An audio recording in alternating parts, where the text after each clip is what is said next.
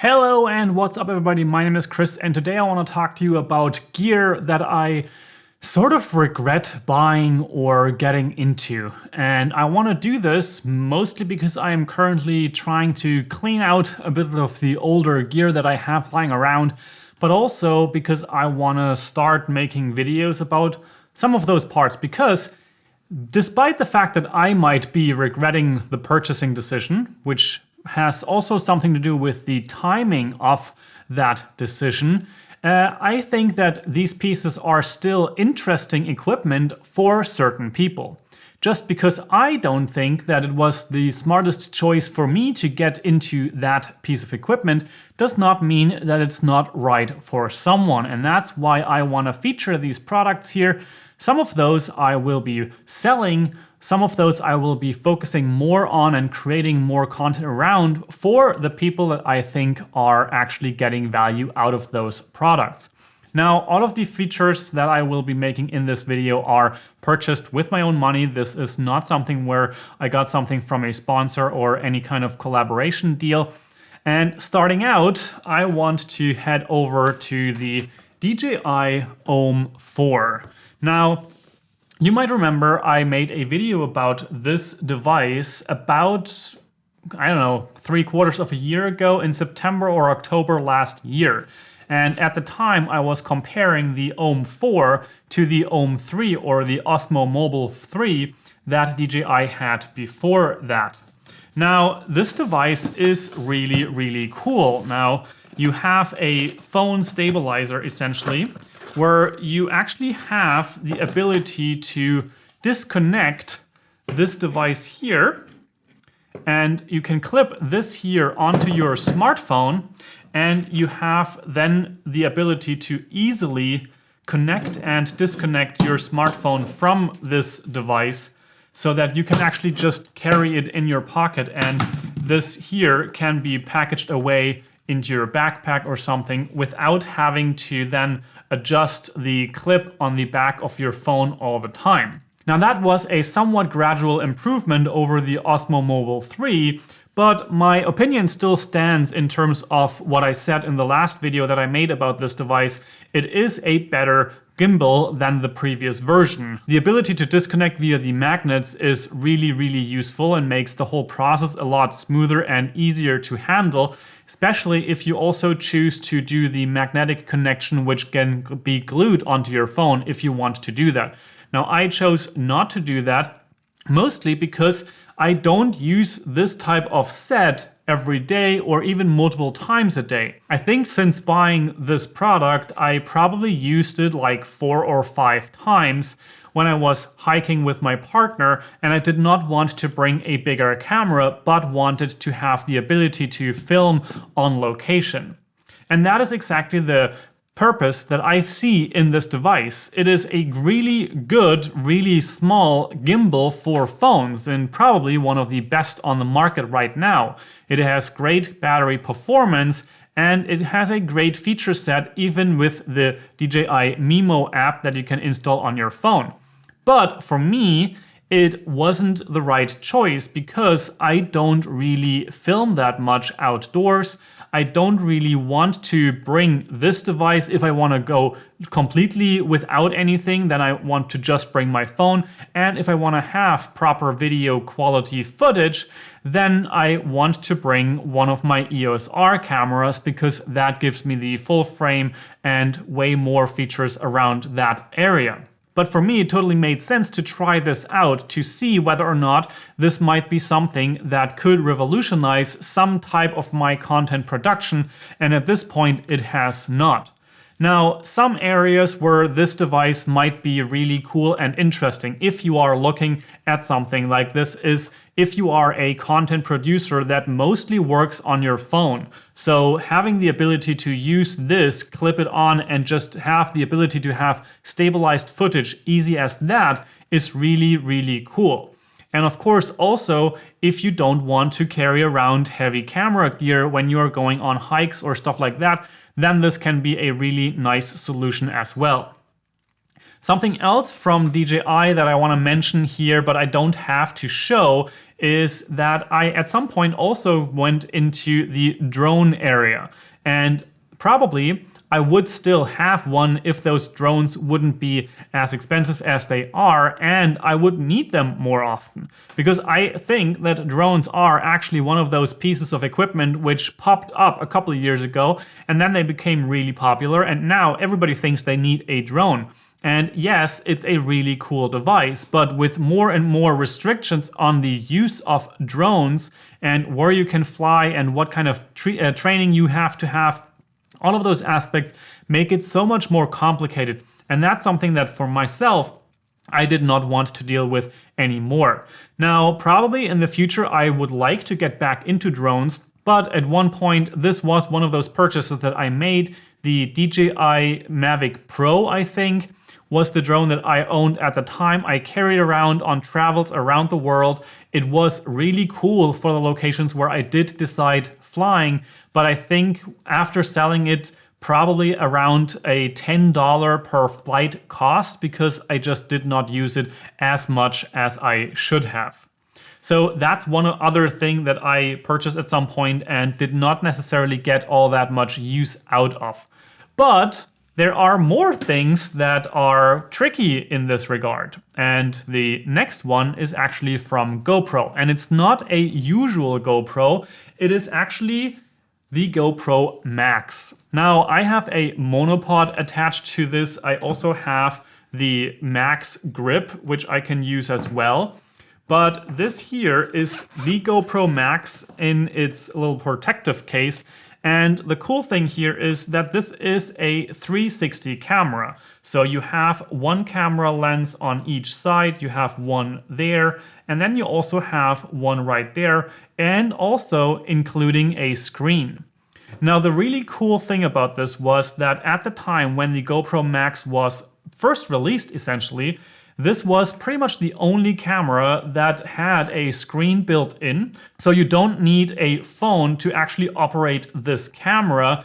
And additionally, this also has the feature of hero mode, which essentially means that you can use this camera as a normal GoPro without some of the quality that you would get if you actually use a GoPro Hero 8 or something similar. This camera, I think, films in 5.2K when you are in 360 mode, so you can actually punch out a 360 image anywhere out of your video and still have full quality. However, then it is going to be warped a little bit. Nowadays, there are pretty much better cameras on the 360 marketplace than this. Insta360 is continuously pushing out new cameras that are in many ways better than this solution here. It is still a great implementation of a 360 camera, just not the quality that I wanted to have in this type of set. And many things that got me annoyed around this camera are actually in the firmware. And that has everything to do with the fact that, for example, there's no way in setting the exposure or stuff like that in manual mode with the 360 mode. So that's something that is totally annoying to me, because it essentially means that I am completely dependent on the exposure correction and stuff like that working on the camera itself, and I have no control over that whatsoever. It's a bit of a sad thing, because in my opinion, that would be something that could be fixed by firmware. The other thing is that, for example, the GoPro Hero cameras now can be used as a webcam. This here cannot, and it would even be really helpful if it would be possible to just use the Hero mode as a webcam on a computer, but that's not possible, and it's actually not possible via USB, and it's also not possible via HDMI, because on some older cameras from GoPro you actually had a micro HDMI port, so that could have been used there, but this camera does not feature that anymore. And of course there's also no 360 streaming or 360 webcam mode or stuff like that. It's essentially just a camera that can record to the SD card inside of the camera, and you can then, of course, also share a live stream from the camera to your phone and then stream that to your network or to Facebook and YouTube. But then you are actually only going to get a RTMP normal hero mode stream, no 360 there as well. Now at this point, I think there are just simply better cameras in the 360 space comparing it to the GoPro MAX here. And I think that there are other camera manufacturers who are developing way faster and releasing way faster than GoPro. And that's actually a bit of a sad story because I think GoPro was a really cool brand and they had tremendous knowledge and tech in the space of action cameras. But nowadays it seems like everybody's moving way faster than GoPro, and GoPro just is doing one thing after the other, which kind of gets to be expected. You have a GoPro Hero 8, then you have a 9, then you have a 10. Like, the Max now is the second iteration of the 360 camera. Now it got better compared to the Fusion, which was the first iteration of GoPro's 360 cameras, and it actually can stitch your stuff inside of the device. You don't have to use your phone or computer to combine those footage things. You have one SD card and all that. But nowadays there are cameras that can do 8K 360 footage. Nowadays there are cameras that already have a screen built in as well. And now you also have cameras that are modular, where you can actually have a 360 and a Hero camera, which are both high quality, where this here gives you a 1080p Hero mode camera and a 5.2K 360 camera. And at this point, other manufacturers like Insta360 are just simply pushing more in this direction. They are pushing the hardware harder. They are able to bring out the software more quickly. GoPro is relatively slow on that. And yeah, not something I would recommend you buy anymore. Now all that gets me stuck in a bit of a precarious situation because I have a 360 camera, but if I sell it now, I would probably still get around 300 euros for it. But at the same time, do I really want to sell this camera? Do I want to get another one? Or should I just work with what I have? Because sometimes in those very special situations, having a 360 camera can actually be a really cool thing. Overall, within the next few days and weeks, maybe I'm gonna make a bit more content around this camera as I have used it over the last year. Now, granted, the last year was also not really the most interesting time to own a 360 camera because you can only film so much when you're all at home and not really out and about, moving around, being on vacation or stuff like that. Because that's the area where I think 360 cameras and mostly the consumer grade action camera 360 cameras are going to shine. The areas where you don't have the ability to reshoot something multiple times, where you really want to get the shot on the first try. And that's exactly the area where I think those 360 cameras are going to be most important, because if you are a consumer, you are on a trip, you are on some type of an adventure or a hike, you don't want to bog everything down by having to do something multiple times to get different angles or different perspectives. And you don't want to carry around multiple cameras to get multiple shots. With this here, you simply hold it out like so, and you basically have a 360 perspective. You have the selfie perspective, you have the perspective looking away from you, you have a perspective looking down on the ground, and you can do all of that after the fact in editing. And that is still to this day one of the hugest benefits of 360 shooting, so that you have the availability of those perspectives. And this is particularly interesting if you are doing adventurous things like, I don't know, paragliding, for example. You have really cool ways of showing that if you filmed it with a camera like this. But now that topic of adventure and travel brings us to the last piece of equipment where I'm not quite sure whether or not that was a really good investment. And that is the Gnarbox 2.0, and in my case I have the 1 terabyte drive right here. Now, what is this? This is just a bit of a black box, has a bit of a door there, little screen right there. And what this essentially is an SD card reader. So if you have an SD card or similar devices, you can actually copy files from your SD card onto this here with either the built-in SD card reader, so you can just pop in your SD card like so, boot up this drive, and in here you have a kind of like a tiny computer. And this computer has a storage unit inside built in. In my case, this here has a 1 terabyte hard drive built in, or SSD built in. And then you can actually copy those files from this SD card onto the drive internally and it is also getting verified. So the copying of files is the main use case for the Gnarbox. However, it actually offers way more than that. It also has a USB-C port right here. It has a micro HDMI port and features another USB-C port on the other side. All of this in an extremely rugged design with exchangeable batteries. So I can take this out like so, and I can actually have a second battery that I can just pop in here when the first one runs out of juice. Now, why would I say that this is a senseless investment or something where I'm considering whether or not it was such a good idea? Now, first up, of course, we have the last year where there wasn't really much going on in terms of adventure.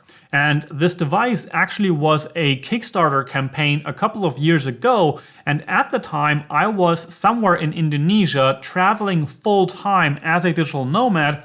And there, this here would have been a godsend lifesaver. Because you have a tiny little computer here, you don't have to pop open your laptop. You don't even have to bring your laptop if you are, for example, on a multi-day hike. You just bring 2 batteries or something like that, pop in your SD card right there, boot up the device, and then copy those files from your SD card onto the internal drive. You can even attach another drive on the USB-C port right there and have those files mirrored onto that drive as well. So you have multiple backups of all of your footage on the road without ever having to use a computer. With a 1 terabyte storage unit inbuilt there, I could go like a week or 2 with just collecting footage on a trip, and then when I come home, I can just offload all the footage via USB-C onto my computer, onto different drives, and work with that. However, it's not just that. You actually also have an app on your phone which then can connect to this device via Wi-Fi, and then you can actually start skimming through your footage, transcoding your footage into ProRes proxy files or similar things, and with images in particularly, you can actually also review them and then bring them over onto your phone in DNG or RAW formats into Lightroom Mobile, for example. Do your editing on your phone on the fly, and you are ready to publish right then and there. This, of course, also works with an iPad. However, there are a couple of things that are, for me, considerations around this device that I am now thinking about more than ever. Now, first of all, this device is made for a couple of very specific niches and use cases. One of those being the adventure market, when you are off-grid for a longer time and you don't want to bring a full-blown computer, but you still want to back up your footage. This here is the drive for you. There's no question about it. I have not seen any other implementation that is as good, as rugged, and as stable as this. Now then we also have on-location shooting stuff. For example, wedding photographers and videographers. There you also have a really good case for a device like this, because you can have a copy or a duplicate of all the files you have on your SD card on location, again, without popping open a laptop whatsoever. Now, if you bring an iPad, for example, or even a phone, and you copy over a couple of the files on location, do a quick edit in Lightroom Mobile, and you can already share some of the stuff for your, for example, wedding couple and have them share those photos on social media already in your professional high quality. Now, why am I saying that this might not have been the smartest decision of a purchase? First up, it was about the timing of the whole thing. I purchased it or supported the Kickstarter campaign when I was traveling myself, and that was a time where I would have direly needed a device like this. It would have been perfect for the time when I was traveling. But then when I received it, I actually wasn't necessarily traveling all that much anymore. I just was living at home, doing my work, building this YouTube channel, doing client work, barely ever going out on adventures. It just was a total timing mismatch. And now we had the whole situation of last year, and again, no travel, no adventure, and I just have computers all around me, so I don't really need a device like this, because it would just be more work to carry around on those shorter trips. And instead, I just bring a computer, pop it up in a flat or an apartment or something like that, and I don't need this. This here is really cool if you, again, want that immediate backup on a shoot for a client or a company or something like that, or you are on a multi-day hiking trip where you want to reduce weight as much as possible, and this is just that much less comparing it to a computer, for example. Another thing that I want to say about the Gnarbox, and I might do another video about this topic specifically, is that in my opinion, this could do so much more. And sadly, the development of the app on the phone is not as quick as I would have hoped. There are certain workflows and use cases where I think this could do more, but it also could just simply be implemented in way easier ways with less clicks, less touches, less necessary steps in between. And it's just not that perfectly balanced yet. And I hope that that will change with time because the developing team is still working on this. And that's actually a really cool thing because in the beginning, for example, there were two apps. One was for backup data and managing all that. And then there was an app for reviewing your photos. And now those two are merged into one application, and hopefully that could also speed up the process of developing new features, making the workflow even smoother and all that. Now, is this device for you? I can't really say. I just told you about some of the use cases where I think this is actually really, really valuable. Will I hang on to this? Probably for now, and I will also show you more about this device, how it works, and what you can do with it with your phone integration, doing a couple of tutorials around this topic. But I'm not sure whether or not I should actually keep this around, because at the end of the day, it's somewhat around 700 euros or 800 euros that are basically just stored on a shelf here without much use. But then again, maybe all of that would change in a couple of months or weeks from now when the whole situation changes outside again. It is summer, we have more freedom again. So all of those things are also very much dependent on that. And as I mentioned, similar things are true for this GoPro right here, because of course I don't really have a use for it if I'm not traveling all that much. So all of these things are considerations, and I just wanted to put this out there for you to also think about these aspects when you are thinking about gear upgrades or especially gear experiments. For me, a 360 camera was most certainly an experiment. The DJI OM4 phone stabilizer can definitely also be categorized as somewhat of an experiment because I just wanted to see whether or not I am actually going to change how I create content for mobile viewing and on my mobile phone. And for myself, I have determined I'm not really the person to do that kind of content very much, and I would rather bring a bigger camera, even a bigger gimbal. Now, with all those considerations out there, I want to hear from you. Have you ever purchased gear and never really used it? Maybe even sold it barely used? And also, what was that equipment? Let me know down in the comments below, or join the Discord server, which you also will find linked in the description below. Now, if any of the products that I mentioned here is interesting to you or would fit your workflow, then of course I will have links in the description below. If this video was helpful or interesting, then I of course would appreciate a thumbs up. That always helps out a lot. And with all that said, I hope you have an amazing day. Make smart choices around your equipment, and I will see you in the next video. Ciao, ciao.